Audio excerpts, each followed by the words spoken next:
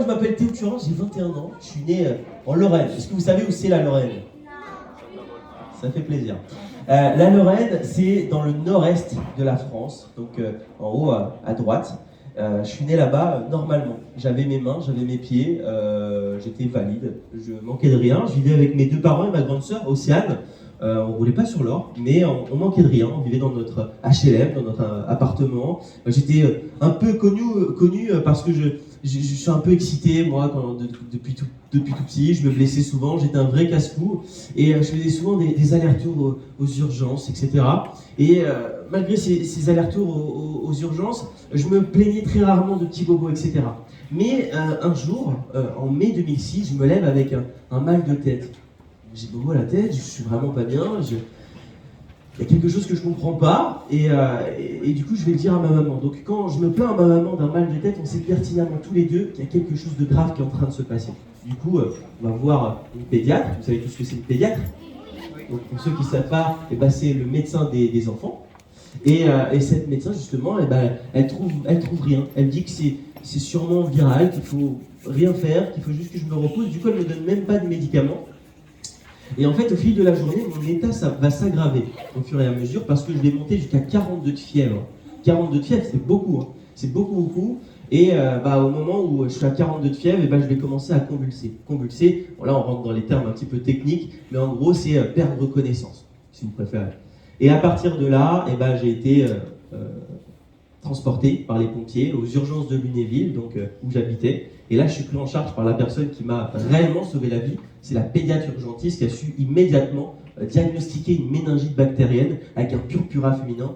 Donc cette maladie, qu'est-ce que c'est? C'est une petite bactérie. C'est un mini truc qui se balade dans mes vaisseaux sanguins, à l'intérieur de mes bras et de mes jambes, et qui nécrose mes extrémités de mes mains et de mes pieds. C'est-à-dire que, en gros, mes mains et mes pieds, elles brûlent à l'intérieur. Ça veut dire que le sang, il circule plus au bout des mains et au bout des pieds. Et du coup, avec les médecins, avec les chirurgiens, avec les professeurs, il y a toute une équipe médicale qui m'entoure, et on teste tous les traitements possibles et imaginables pour essayer d'arrêter cette bactérie qui se balade dans mon corps. Mais en fait, rien n'arrête cette foutue bactérie, jusqu'au jour où je vais faire face à des complications à l'hôpital, comme un début de septicémie, donc c'est-à-dire un cancer du sang, ou alors un staphylocoque doré. C'est une autre petite affection qu'on peut choper à l'hôpital. Bref, en fait, je fais face à plein de complications, et ce jour-là, le staff médical décide de m'amputer d'une première jambe en pensant que ça allait arrêter cette bactérie. Malheureusement, ça n'a pas suffi, alors on m'a amputé d'une autre jambe, ensuite d'un bras et ensuite de l'autre bras. Et il aura fallu m'amputer des 4 membres pour arrêter totalement cette bactérie qui se baladait dans mon corps. Alors souvent, quand je raconte mon histoire et que je parle de l'hospitalisation, les gens pensent que c'était le pire moment de ma vie, que ça a été hyper difficile pour moi, etc. Mais pour moi, ça n'a pas du tout été le plus difficile. L'hôpital, au contraire, moi je m'en souviens plus. J'avais 6-7 ans. Et puis j'étais sous médicaments, donc du coup je ne me rendais pas forcément compte de ce qui était en train de se passer. Et puis à 7 ans, on n'imagine pas en fait ce que ça va provoquer plus tard, cette maladie. Les personnes qui ont le plus souffert en fait dans cette période, ça a été mon entourage. Mon papa, ma maman, ma grande sœur, Océane, c'est eux qui ont vécu tout ça en direct live pendant l'hospitalisation. Non, moi le plus compliqué, ça a été là, après l'hôpital, quand je suis sorti de l'hôpital. Et quand on sort de l'hôpital après une maladie comme celle-ci, on fait face à la rééducation. Est-ce que vous savez ce que c'est la rééducation ? Il y en a qui ne savent pas la rééducation. Pour faire simple, c'est tout simplement un endroit où on va réapprendre à vivre. Où on va réapprendre en fait les choses toutes simples du quotidien. C'est là-bas où j'ai réappris à manger. C'est là-bas où j'ai réappris à écrire. C'est là-bas où j'ai réappris à marcher. Alors je garde tout un tas de souvenirs de la rééducation, des souvenirs assez compliqués parce que c'est la première fois où on nous remet en difficulté après l'hospitalisation. On nous dit, non, là Théo, tu vas essayer de te débrouiller pour essayer de fermer ta veste tout seul, pour t'habiller tout seul, etc. Donc j'en garde des souvenirs assez compliqués, parce que voilà, c'est assez difficile. Mais j'en garde aussi des souvenirs incroyables, notamment le jour où je me suis remis debout pour la première fois avec mes prothèses. Parce que ce que vous voyez là, c'est des prothèses en carbone qui permettent de marcher comme n'importe qui. Mais avant, j'étais en fauteuil roulant. Et le jour où je remarche justement, avec ces prothèses-là, ça a totalement changé ma vie parce que je me suis rendu compte que j'avais remporté mon premier combat. Parce que la vie, vous allez voir, c'est tout plein de combats qu'on réussit. Des fois, c'est un peu plus difficile que d'autres, mais on finit toujours par mettre KO ces moments un peu compliqués. Et moi, justement, quand je me remets debout, je me dis, ça y est, j'ai remporté mon premier combat. Donc je fais énormément de progrès, je suis de plus en plus autonome, c'est-à-dire que je me débrouille de mieux en mieux tout seul. Mais une chose reste encore très très difficile pour moi, c'est le regard des autres. Et ouais, le regard des autres, en fait, je comprends pas pourquoi du jour au lendemain tout était différent, notamment le regard des autres en fait. Je comprends pas, j'ai 7-8 ans, je retourne dans des endroits dans lesquels j'étais déjà allé, pourtant le regard des autres était hyper différent. Que ce soit des enfants, que ce soit des adultes ou que ce soit des personnes âgées, on me regardait comme si j'étais un extraterrestre. Et moi, j'avais beaucoup de mal à comprendre ça quand j'étais jeune, quand j'avais à peu près votre âge. Et un jour, je voulais même plus sortir de chez moi parce que je voulais plus faire face à ce regard des autres. Mais grâce à une rencontre, tout va changer, y compris ma vie. Cette rencontre, c'est avec un monsieur qui s'appelle Philippe Croison. Est-ce que vous connaissez Philippe Croison? C'est un monsieur qui n'a plus de mains, qui n'a plus de pieds, et qui a traversé la Manche à la nage, qui a relié les 5 continents, etc. Vous connaissez ce monsieur? Il y en a 2-3 qui le connaissent. Et ce monsieur-là, un jour, on va se rencontrer. Et ça va changer ma vie. Pourquoi? Parce que ça va me rassurer de rencontrer un monsieur qui a exactement le même handicap que moi, c'est-à-dire qu'il n'a plus de main et qu'il n'a plus de pieds. Pour autant, il fait tout plein de trucs, ce mec. Déjà, il arrive chez moi en voiture. Donc, je me dis, génial, je vais pouvoir conduire une voiture quand je serai grand. Et de cette voiture, il y a une femme qui sort de cette voiture. Et là, je me dis, c'est génial, je vais même pouvoir avoir une amoureuse quand je serai grand. C'est formidable, non? Et du coup, cette journée, elle a changé ma vie. Pourquoi? Déjà parce que ça me rassure énormément. Et en plus de ça, en fin de journée, quand j'ai un peu pris mes aises avec ce monsieur, je lui fais part justement de ce problème que j'ai avec l'acceptation du regard des autres. Je lui dis, mais Philippe, comment toi tu fais quand tu vas dans la rue, quand les gens te regardent? Comment ça se fait que toi ça te rend pas triste? Et il m'a répondu une simple phrase. Cette phrase, c'est « Et toi, qu'est-ce que tu sais avant de tomber malade quand tu vois une personne différente dans la rue ?» Et là, je me suis dit « Mais oui, il a raison. Moi aussi, avant de tomber malade, quand je voyais une personne à qui il manquait une jambe, une personne qui était en fauteuil roulant ou une personne qui marche avec une canne blanche, mon regard était naturellement fixé sur cette personne-là. Et à partir de là, grâce à cette phrase, j'ai réussi à faire totalement abstraction du regard des autres. C'est-à-dire que j'ai réussi à oublier le regard des autres. Aujourd'hui, quand je vais dans la rue, je sais que les gens me regardent. Surtout quand je suis habillé comme aujourd'hui, en t-shirt, et que mes bras sont voyants, etc. Je sais que les gens me regardent, mais je ne fais plus du tout attention à ça. Au contraire, je suis même fier de mon corps et de ma différence aujourd'hui. On en reparlera un petit peu tout à l'heure. Et cette rencontre avec Philippe Croison, elle va aller encore plus loin, parce que ce monsieur, à ce moment-là, il est en train de préparer sa traversée, la traversée de la Manche, et j'assiste à un de ses entraînements. Alors lui, il s'est entraîné pendant plusieurs heures, il a nagé pendant 3-4 heures, et à la fin de son entraînement, il me demande de le rejoindre dans l'eau. Mais il faut savoir qu'à ce moment-là, ma plus grande phobie, vous savez tout ce que c'est une phobie? Ma plus grande peur, ce qui me fait le plus peur, c'est l'eau. C'est la natation, c'est la piscine, c'est l'océan, c'est la mer, c'est tout ce que vous voulez. Dès qu'il y a de l'eau, ça me fait peur. Alors c'est assez paradoxal ce que je suis en train de vous dire, parce que là, vous avez vu des images où j'étais en train de nager, mais avant ça, il s'est passé pas mal de petites choses. Notamment ce jour-là, j'accepte l'invitation de Philippe et je lui dis « Ok, je vais enfiler mon maillot de bain, j'arrive. » Mais je suis vraiment pas serein. Donc je vais dans le vestiaire, j'enfile mon maillot de bain, mon bonnet, mes lunettes avec ma maman. Et sur le chemin du retour entre le vestiaire et le bassin, j'attrape tout ce que je peux. Une frite, des brassards, une bouée, une ceinture, une planche, bref, tout ce qu'il y avait autour du bassin, c'est ça que je l'avais autour de moi. J'étais ridicule, mais bon, j'étais un petit peu courageux parce que j'y allais quand même. Et là, j'arrive au bord du bassin, je plonge. Évidemment, je fais un énorme plat. Et là, je suis pris de panique. Je suis pas bien, je stresse. Ma phobie reprend surface et du coup je ressors immédiatement. Et là, je suis énervé contre moi-même parce que j'ai pas pu montrer à Philippe Croison que j'étais capable de faire comme lui et j'ai pas pu montrer à mes parents qui étaient présents ce jour-là que j'étais capable de faire comme lui aussi. Et du coup, quand je rentre chez moi en Lorraine, je suis hyper énervé, hyper déçu de moi-même et je vais demander à mon père de m'inscrire dans un club de natation. Alors au début, il dit « Non mais Théo, on a bien vu, tu as peur de l'eau, tu as trouvé un autre sport. » Vous l'avez vu aujourd'hui, le handisport, on peut adapter n'importe quel sport pour une personne en situation de handicap. Vous avez vu les gars en fauteuil, ce qu'ils sont capables de faire en basket, c'est juste incroyable. Mais moi en fait, je voulais vraiment me faire plaisir et me dire « Je vais aller au contre de cette phobie et montrer à Philippe que j'étais capable de faire comme lui. » Alors mon père finira par m'inscrire dans un club de natation et c'est assez drôle les premières fois quand je vais nager parce que je vais même pas dans l'eau. Le premier entraînement, je reste assis dans mon fauteuil manuel pendant 1 heure et je repars chez moi. La semaine d'après, je fais un effort, je descends de mon fauteuil et vous savez, dans les piscines municipales, il y a des escaliers dans l'eau. Et pendant 1 heure, je reste assis dans ces escaliers-là. Je nage même pas. Je fais un petit pipi et je ressors.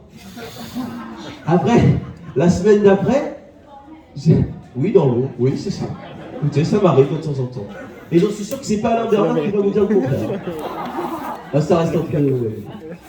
Non, soyons sérieux, évidemment, du coup, j'y vais hyper progressivement. Donc la deuxième fois, je vais dans les escaliers. La semaine d'après, mon père vient dans l'eau avec moi. Il s'écarte un petit peu des escaliers. Il me tend les bras et là, je nage jusqu'à ses bras. La semaine d'après, je fais mon premier aller-retour. La semaine d'après, je fais mon premier 100 mètres, mon premier 200 mètres, mon premier 300 mètres. Jusqu'au jour où, en nageant, je me rends compte qu'en fait, l'eau, c'est le seul élément qui me permet de me déplacer comme n'importe qui. C'est vrai. Parce que quand j'arrive à la piscine, j'enlève mes prothèses ou je descends de mon fauteuil. Et je nage comme n'importe qui d'entre vous. Et ça, c'est hyper fort.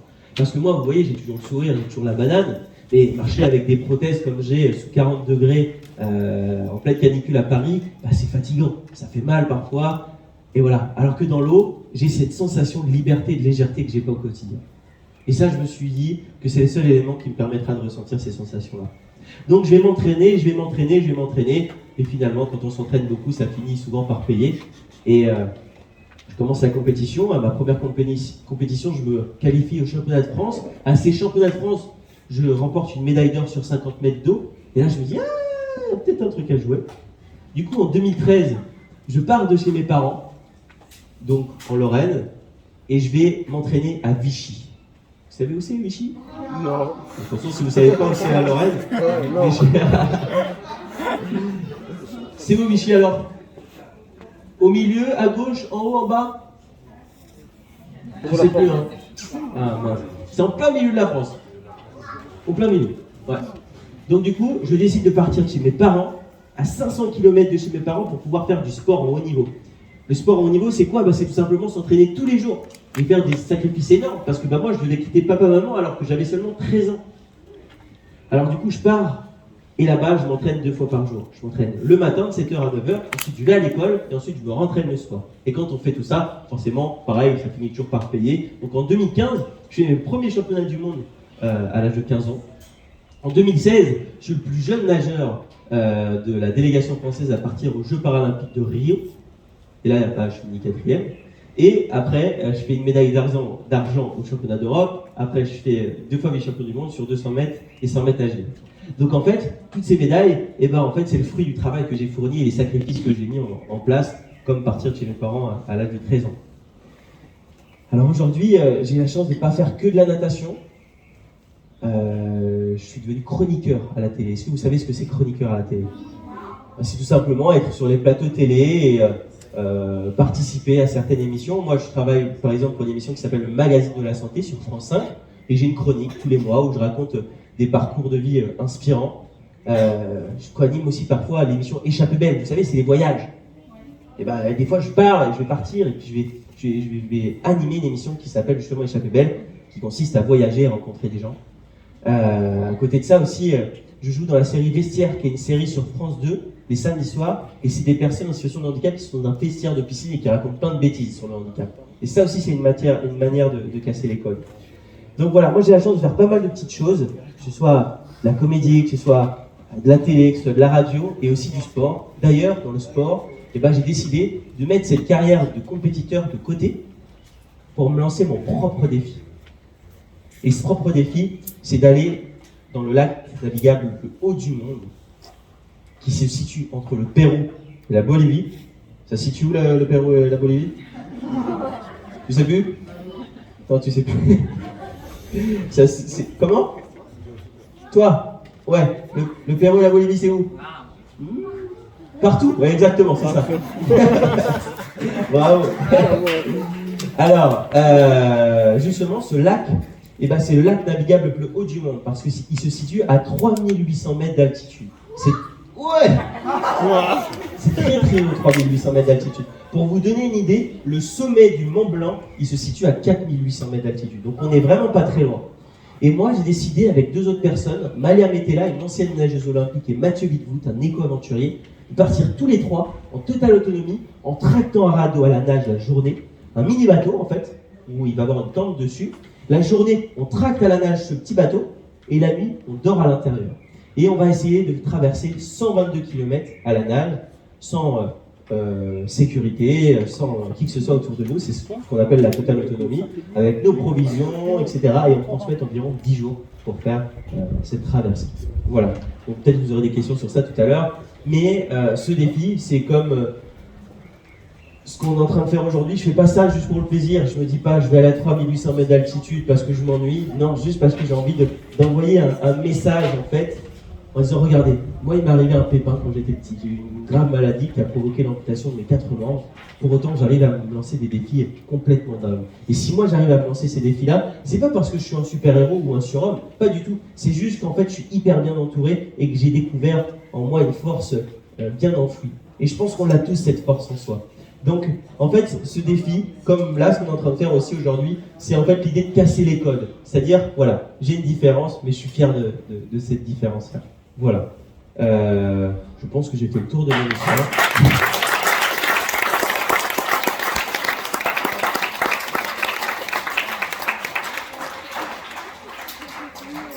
Et juste avant de répondre à vos premières questions, je voudrais juste insister sur un point qui me tient mais très très très à cœur. Est-ce que vous avez des rêves? Vous avez des rêves, vous? Non. Vous avez tous des rêves? C'est par exemple devenir footballeur professionnel, devenir avocat, devenir danseuse, devenir ce que vous voulez. Et on va se faire une promesse aujourd'hui tous ensemble. Promettez-moi que vous allez croire en ce rêve toute votre vie, même quand vous aurez 20 ans, 30 ans, 40 ans. Parce que durant toute votre vie, il va y avoir des personnes un petit peu méchantes, des requins un petit peu dans la vie. Voilà, des méchants, voilà, tu t'es bien méchant. Et ces personnes-là, elles vont vous dire, mais non, c'est pas possible, tu vas pas réussir ce rêve, etc. Et bien justement, utilisez ces personnes-là qui ne croient pas en vous pour vous motiver encore plus et leur dire, quand vous aurez accompli votre rêve, et ben tu vois, tu n'avais pas raison, j'ai bien fait d'y croire. Bon. Et voilà, moi en fait, pourquoi je fais tout ça? Parce que tout simplement, je crois en mes rêves. Tu vois, du jour au lendemain, je me suis pas dit, c'est pas français. Vous pouvez m'aider s'il vous plaît? Ça passe? Ok, ça passe. Je me suis pas dit, je vais traverser le lac Titicaca au Pérou du jour au lendemain. Non, je me suis lancé des objectifs quotidiennement, progressivement. Donc pour accomplir vos rêves, lancez-vous des petits défis tous les jours pour peut-être un jour accomplir ce rêve-là. Voilà, merci beaucoup.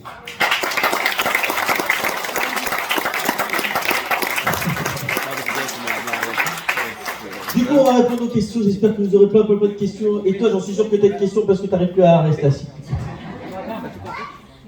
Vas-y, pose-moi ta question. Non. Pourquoi je fais pipi dans l'eau? Ah. Alors, quand je me suis embarqué. Écoute, voilà, c'est. Voilà, c'est comme un toilette. Non, c'est pas bien. D'ailleurs, c'est pas bien de faire pipi dans l'eau. C'est juste que tu sais, nous, des fois, je m'entraîne 3 heures sans m'arrêter et je peux pas dire à mon entraîneur que j'ai envie de faire pipi, il faut que je sorte de l'eau. Donc, du coup, je fais pipi comme ça. Voilà. Mais c'est pas bien de faire pipi. Toi, quand tu vas à la piscine, tu dis maman, papa, est-ce que je peux sortir faire pipi? C'est bien.